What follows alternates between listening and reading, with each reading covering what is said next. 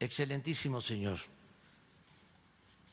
como me dirigí a su santidad Papa Francisco, aunque con otro fundamento, expongo a usted, Majestad, el siguiente manifiesto. Al principio del año en curso se cumplió medio milenio desde la llegada de Hernán Cortés al territorio de la actual República Mexicana y en 2021, este año, se conmemorarán 500 años de la caída de Tenochtitlán. Asimismo, dentro de 3 años, México celebrará los primeros 200 años de su vida independiente. Nos encontramos, pues, en un periodo en el que resulta ineludible la reflexión ante hechos que marcaron de manera decisiva la historia de nuestras naciones y que aún generan encendidas polémicas en ambos lados del océano. Sin afán de ahondar en ellas, Su Majestad, me ciño a los hechos. La incursión encabezada por Cortés a nuestro actual territorio fue sin duda un acontecimiento fundacional de la actual nación mexicana, sí, pero tremendamente violento, doloroso y transgresor. Comenzó como un acto de voluntad personal contra las indicaciones y marcos legales del Reino de Castilla, y la conquista se realizó mediante innumerables crímenes y atropellos. Así lo aprueban los cargos fincados por la justicia española al propio Cortés en los juicios de residencia a los que fue sujeto, 1518, 1547, de los que es emblemático el encarcelamiento y asesinato de Cuauhtémoc, último mandatario azteca, en 1525. Tanto en la conquista como en el proceso de colonización que siguió, se cometieron incuantificables violaciones a las leyes entonces vigentes.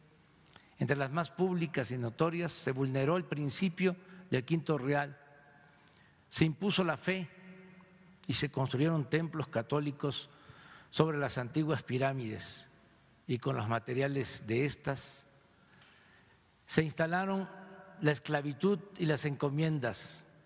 Las tierras propiedad de los naturales fueron usurpadas y repartidas a colonizadores y a órdenes religiosas. Se realizó un sostenido saqueo de las riquezas naturales, particularmente por medio de la minería. Se implantó un ordenamiento social basado en la segregación de castas y razas. Se impuso la lengua castellana y se emprendió la destrucción sistemática de las culturas mesoamericanas. En suma, durante la colonia se vulneraron derechos individuales y colectivos que, con una mirada contemporánea, deben asumirse como atentados a los principios que rigen a ambas naciones, formulados a través de tratados y otros convenios de cooperación. Y si en los años inmediatamente posteriores a la conquista los abusos fueron atribuibles a adelantados que actuaron por cuenta propia, los actos de autoridad durante el largo periodo colonial fueron consecuencia de la aplicación de políticas de Estado.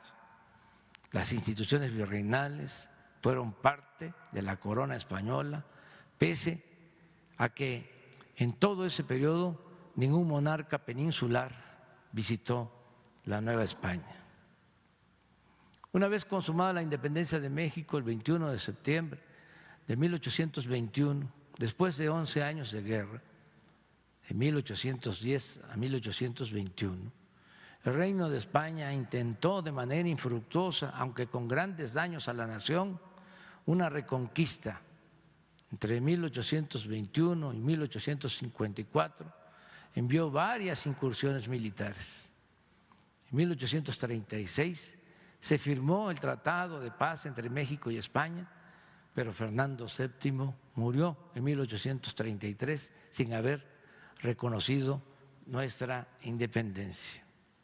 Como es de su conocimiento, señor, desde el siglo XIX, la política exterior de México se ha caracterizado por el respeto a individuos y naciones mediante la observancia de los principios de no intervención y de autodeterminación de los pueblos, la solución pacífica de las controversias y el respeto, protección y promoción de los derechos humanos, además de la lucha por la paz y la seguridad internacionales, lineamientos hoy establecidos en el artículo 89 de la Constitución Política de los Estados Unidos Mexicanos.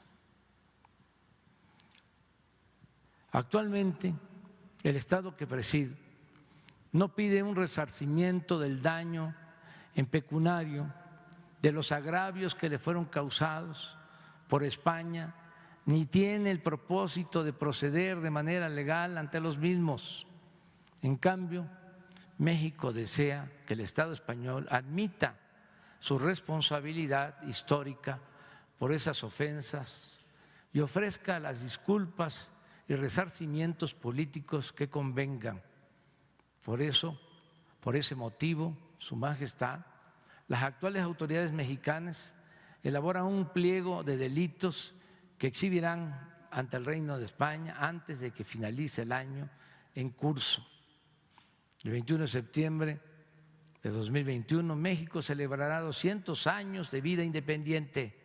El gobierno que presido quiere recordar ese acontecimiento construyendo la reconciliación con el pasado del país, pues por más remoto que parezca.